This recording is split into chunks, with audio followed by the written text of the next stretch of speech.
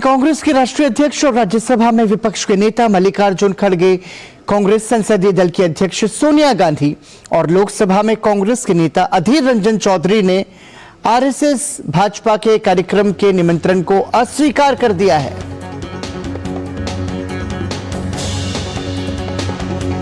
यानी कि 22 जनवरी को श्री अयोध्या में होने वाले प्राण प्रतिष्ठा कार्यक्रम को कांग्रेस ने अस्वीकार कर दिया है।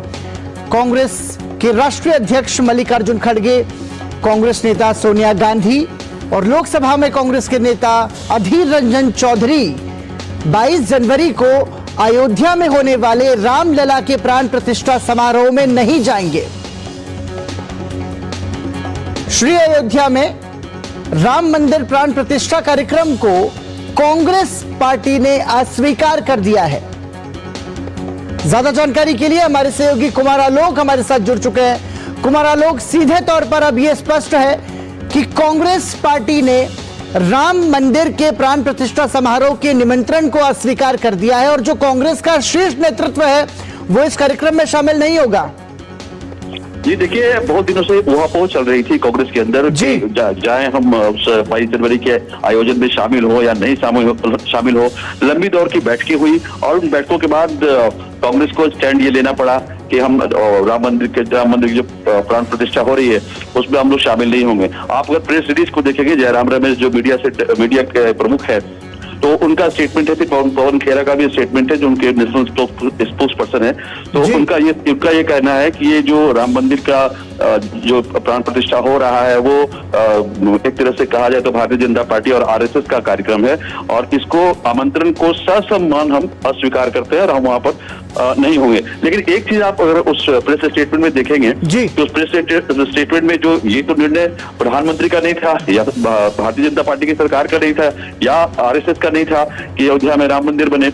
अयोध्या में राम मंदिर बनने का जो रास्ता हो क्लियर हुआ था जब सुप्रीम कोर्ट का निर्णय आया था और उस निर्णय की तामील सरकार कर रही है, तो इसमें पार्टी का और संगठन का कहीं लेना देना नहीं था। लेकिन जिस तरीके से एक लाइन उन्होंने अपने प्रेस रिलीज में डाला है, काफी संक्षिप्त प्रेस रिलीज जारी किया है, लंबा प्रेस रिलीज जारी नहीं किया है विवादों से बचने के लिए। तो एक लाइन उन्होंने ये भी कहा है कि सुप्रीम कोर्ट के निर्णय का सम्मान करते हुए और करोड़ों लोगों की भावनाओं का सम्मान करते हुए हम इस आमंत्रण को अस्वीकार करते हैं। तो बहुत अजीब भाषा भी है। आप देख सकते हैं कि कितना ऊहापोह रहा होगा कि इस आयोजन में हम शामिल हो कि ना हो। अब देखना होगा कि जो दूसरे दल हैं, चाहे वो समाजवादी पार्टी हो चाहे शिवसेना के लोग, शिवसेना का जो इतिहास रहा है राम मंदिर के निर्माण में, जो बाला साहब ठाकरे का जो दौर था, उस दौर में बहुत बड़ी भूमिका रही थी राम मंदिर के निर्माण में या राम मंदिर के निर्माण की दिशा में जिस तरीके से उन्होंने कार्य किया था।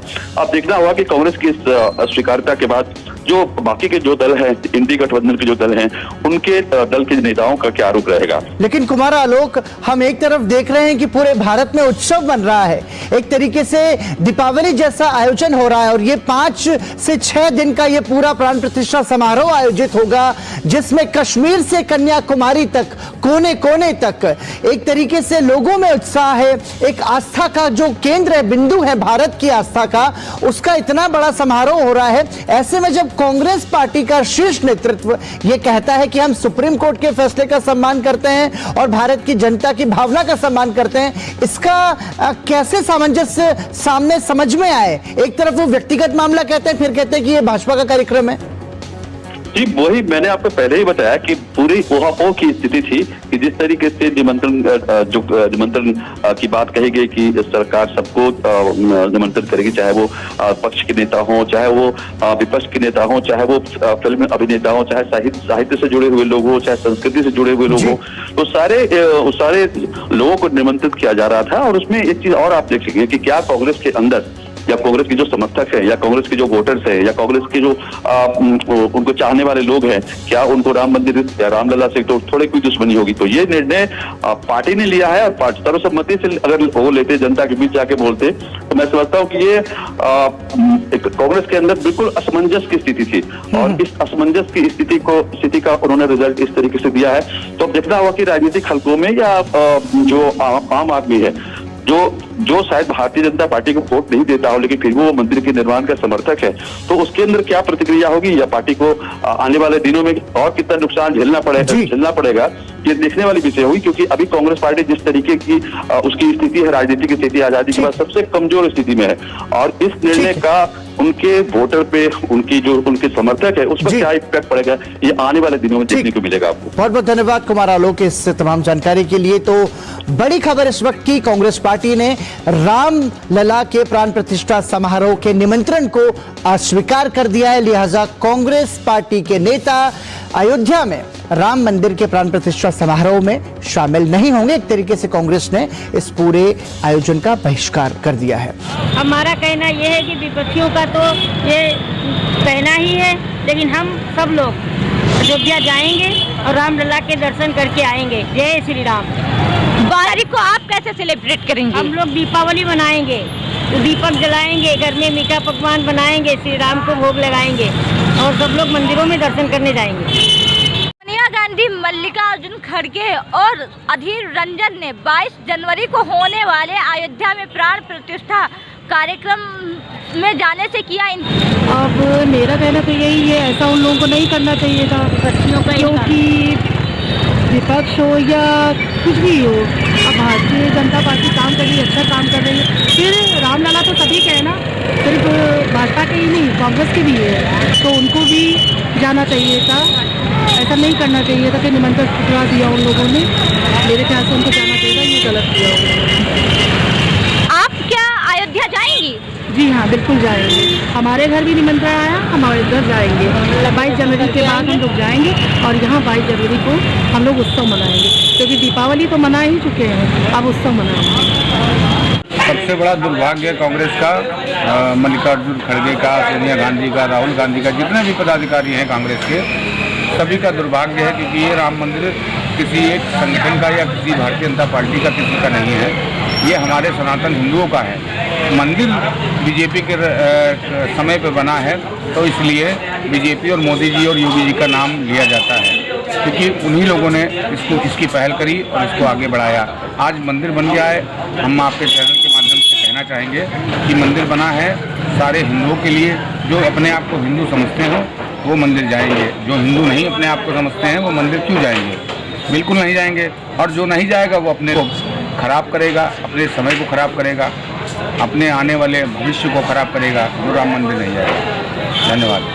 22 जनवरी को आप कैसे सेलिब्रेट करेंगे? जी, हम लोग तो कलाकार हैं और 22 तारीख को पूरे हमारे लखीमपुर ज़िले में पूरा भव्य सा उद्घाटन प्रभु श्री राम का मंदिर का करा जाएगा।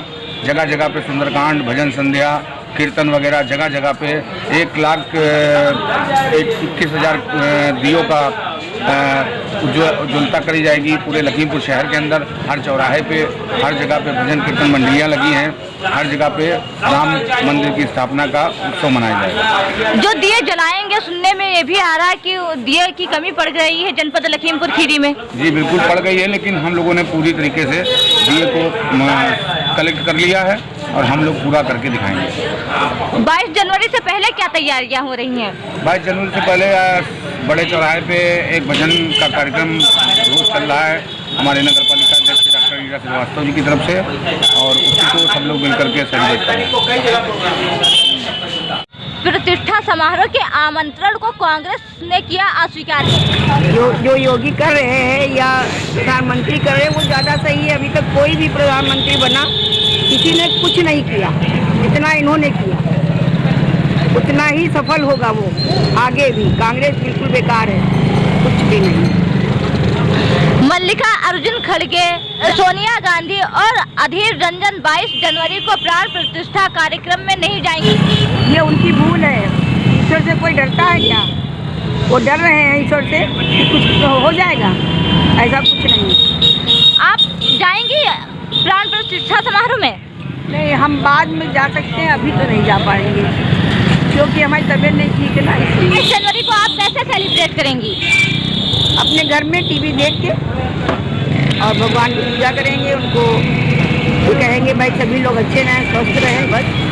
22 जनवरी से पहले और 22 जनवरी को सेलिब्रेट करेंगे। बहुत धूमधाम से कर रहे हैं। अभी भी कीर्तन हो रही है, जगह जगह उनका फोटो लगी है, सभी लोग उनकी आराधना कर रहे हैं, भजन कर रहे हैं, कीर्तन कर रहे हैं। और भगवान करे, ईश्वर करे सभी को जो है आशीर्वाद दें और सभी लोग सुखी रहें, कोई लड़ाई झगड़ा या किसी तरह का कोई बवाल ना हो। बस प्राण प्रतिष्ठा समारोह के आमंत्रण को कांग्रेस ने किया अस्वीकार। ये बहुत गलत कर रहे हैं, ऐसा इनको नहीं करना चाहिए। 22 जनवरी को आप कैसे सेलिब्रेट करेंगे? 22 जनवरी को एक विशेष उत्सव के रूप में महोत्सव मनाएंगे हम लोग। 22 जनवरी को लेकर क्या तैयारियां चल रही हैं? सभी सरकारी इमारतों को सजाया जाएगा और सभी मंदिरों को सजाया जाएगा और सभी मंदिरों पर भजन कीर्तन होंगे, पूजा होगी और प्रसाद वितरण होगा। 22 जनवरी दीपावली के तरीके से मनाई जाएगी।